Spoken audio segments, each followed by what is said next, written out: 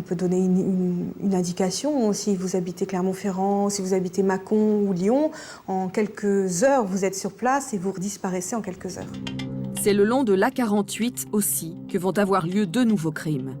À 5 ans d'intervalle, dans la même ville, Voreppe, à 20 km de Grenoble, 2 fillettes disparaissent.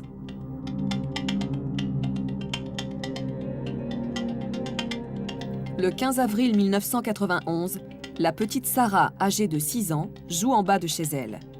En ce jour de l'Aïd, les parents ne s'aperçoivent pas tout de suite de son absence.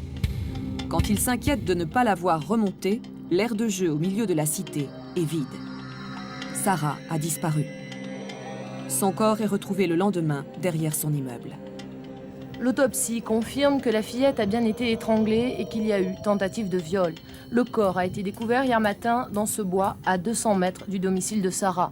Une proximité qui pourrait laisser penser que le crime a été commis par un habitué des lieux. Mais pour l'instant, les enquêteurs ne veulent privilégier aucune hypothèse. Témoignages et emploi du temps sont scrupuleusement vérifiés. Depuis hier, les gendarmes ont entendu plus de la moitié des habitants de la cité. C'est une famille qui avait a priori aucune histoire, il n'y avait pas de raison de lui en vouloir, il n'y avait pas de raison de s'attaquer comme ça à une gosse vraiment qui avait tout pour elle, qui n'avait rien fait. Vraiment, ça paraissait hors de propos.